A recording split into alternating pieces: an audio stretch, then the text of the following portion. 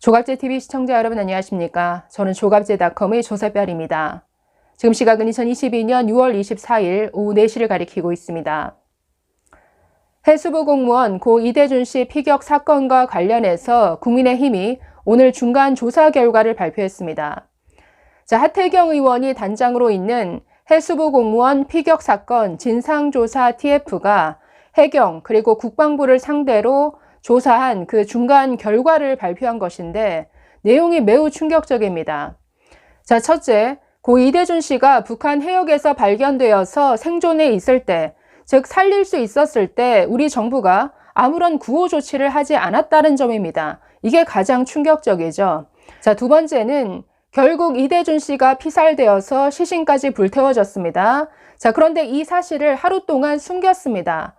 문제는 이 사실을 숨기면서 뒤에서는 뭘 했냐면 판문점을 통해서 북한에 통지문을 보냅니다. 그리고선 실종자가 발견되면 돌려보내달라 이런 뒷북 통지문을 보낸 것이죠. 이 짓을 왜 했을까요? 뭔가 자신들이 먼저 알고서도 아무런 조치를 취하지 않았다라는 것을 은폐하기 위해서 이런 것은 아닙니까? 세 번째는 황당한 국방부의 수색 활동인데 이대준 씨가 사망하고 시신이 소각된 그 시점, 그 이전보다 오히려 그 이후에 더 많은 병력이 투입되어서 대대적인 수색 활동이 벌어집니다. 아니 이건 대체 뭡니까? 아니 살아있을 때 대대적인 수색 작업을 벌여야 되는데 오히려 이미 시신이 소각된 것을 확인한 이후에 이런 수색 작업을 벌였다라는 것이죠. 이건 또 뭘 위한 겁니까? 네 번째는 북한이 25일 통지문을 사과문을 보내오면서 시신 소각은 또 부인했습니다. 북한의 이런 입장에 따라서 우리나라 정부의 발표도 처음에 시신이 소각되었다라고 발표를 했다가 시신을 소각한 것으로 추측이 된다, 추정이 된다 이런 표현으로 바뀌었다라는 것이죠. 왜 시신 소각에 대한 우리 정부의 입장이 왜 북한 눈치를 보면서 이렇게 바뀌어졌는가라는 점입니다. 다섯 번째는 우리나라 정부가 결국 월북몰이를 했다. 지금 그 내용을 오늘 발표하면서 뭐라고 얘기를 했냐면 SI 그 감청 자료를 보니까 총 7시간 동안 월북이라는 단어는 딱 한 번 등장하더라. 그것도 이대준 씨 입에서 나 월북했습니다라는 이 말이 나온 게 아니라 북한군들끼리 자기들끼리 서로 보고하고 대화하는 이 과정에서 월북했다고 합니다. 이 말이 딱 한 번 나왔다라는 것이죠. 이걸 근거로 이대준 씨가 월북했다. 이 결론을 지어서 몰아갔다라는 이 점입니다. 오늘 발표 내용이 굉장히 충격적이었는데 좀 더 구체적으로 살펴보겠습니다. 오늘 하태경 의원이 발표했는데 그 내용을 그대로 전달해 드리도록 하겠습니다. 먼저 첫 번째, 이대준 씨가 살아있을 때, 즉 북한에서 발견되어서 사망하기까지 총 6시간이 있었는데 왜 문재인 정부는 아무런 구호 조치를 하지 않았느냐라는 이 점이죠. 여기에 대해서 이렇게 말합니다. 당시에 남북 간의 통신선이 끊어져 있어서 대처가 힘들었다라는 문재인 대통령의 발언이 있었는데 그게 사실이 아니다. 이 점을 국방부를 통해 확인했다라고 밝혔습니다. 국방부는 이대준 씨의 생존 사실이 확인된 22일 오후 3시 30분 이후 이대준 씨가 사망할 때까지 대통령으로부터 어떤 구조 지시도 없었다는 점을 확인해 주었다라고 말합니다. 특히 22일 저녁 6시 30분경에 북한에서 발견되어서 3시간이 지난 시점이죠. 이때 대통령에게 서면 보고가 있었지만 국방부는 이대준 씨가 사망할 때까지 대통령으로부터 지시받은 사항이 없다고 했습니다. 국방부는 이대준 씨가 북한 해역에서 생존한 채로 발견되었다는 첩보를 인지한 후에 정부 차원에서 가용한 수단을 최대한 활용해서 실종자 구조 및 송환을 북측에 적극적으로 요구하지 않았다는 점에 대해서도 대단히 아쉽고 책임을 통감한다라고 했습니다. 아니 청와대가 알고서도 국방부에 연락을 안 한 건가요? 분명한 것은 청와대가 알았다라는 겁니다. 그런데 어떤 지시도 없었고 어떤 구호 조치도 하지 않았다라는 이 점입니다. 이렇게 말합니다. 국방부가 확인해준 가용 대북 채널은 유엔사가 관리하는 판문점 채널이었습니다. 실제 9월 23일 이대준 씨가 돌아가신 직후에 이 채널을 이용해서 국방부에서 대북 통지문을 발송한 사실이 있습니다. 즉 얼마든지 통신할 수 있는 가능한 상태였다라는 겁니다. 아니 가능하죠. 대통령 책상 위에 그 한 라인 있지 않았습니까? 사용 안 했죠. 그리고 분명히 판문점을 통해서 통지문 보낼 수 있었는데 안 했다라는 겁니다. 자, 두 번째는 이대준 씨가 사망한 다음 날 하루 동안 이 사망한 사실 그리고 시신 소각 사실을 은폐했다라는 점.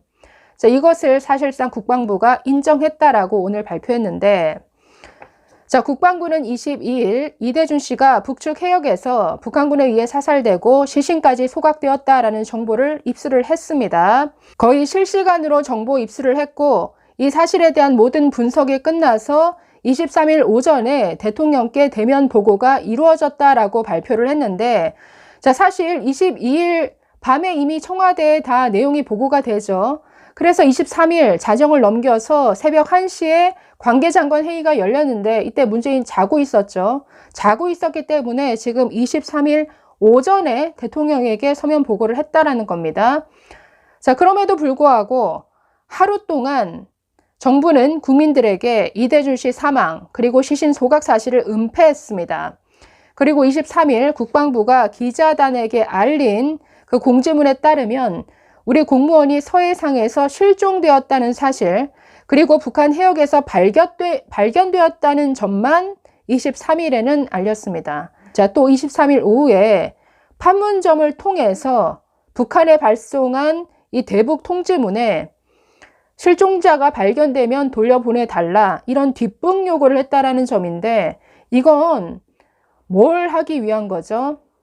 자신들이 살아있을 때 이미 보고받았다라는 걸 숨기기 위해서 이미 다 시신까지 불태워졌다는 걸 알면서도 발견되면 찾아서 보내달라 이런 뒷북 통지문을 왜 보내냐는 겁니다. 이건 너무나 이상한 이런 지점이죠.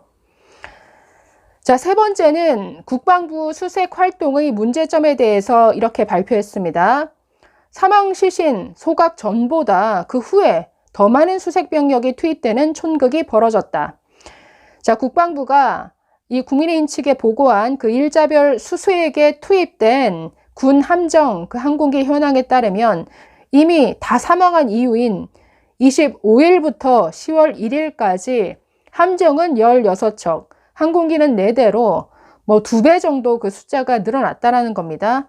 아니 살아있을 때 적극적으로 수색은 안 하더니 지금 뒷북으로 이게 뭐 하는 짓이냐 하라는 점이죠. 이게 북한이 어떤 시신 소각을 부인하고 나오니까 거기에 어떤 눈치 보느라 발맞추어서 이렇게 수색 신용을 한 것 아니냐 이런 문제가 제기될 수 있습니다. 자, 네 번째는 북한에서 이제 시신 소각을 부인함에 따라서 이 문재인 정부의 그 대응이 달라졌다라는 점이죠. 자, 국방부는 24일 오전 11시에 이 사건에 대해서 첫 브리핑을 했습니다. 당시 북한군이 시신을 소각하는 만행을 저질렀다라고 분명하게 발표를 했죠. 그런데 그 다음 날인 25일에 북한이 통지문을 보내와서 시신 소각 사실을 부인했습니다. 자, 그러자 청와대에서 NSC 사무처 명의로 국방부에 공문을 보냅니다. 사실상 입장 변경을 요구하는 공문을 보냈다라는 것이죠. 즉 시신 소각에 대해서 단정적으로 얘기하지 말아라 이런 지침을 전달한 것이죠. 자, 그래서 25일 이후부터 국방부에서는 시신 소각이 아니라 소각한 것으로 추정된다 이런 식의 발표가 그래서 나오게 된 것이다. 자, 마지막 다섯 번째, 결국 문재인 정부는 어떤 북한의 만행에 대한 국민적 분노를 줄이기 위해서 결국 월북몰이를 했다라는 점이죠. 자, 그러면 근거가 있어야 되는데, 자, 지금 국민의힘 측에서는 7시간 동안의 SI 그 감청 자료를 다 확인했다라는 겁니다. 그런데 여기에서 다 들어봐도 월북이라는 단어가 딱 한 번 등장하더라라고 얘기를 했습니다. 자, 하태경 의원은 7시간에 이르는 이 방대한 감청 자료에 왜 월북했고 어떻게 월북했는지 이런 내용은 전혀 등장하지 않더라라고 지적했습니다.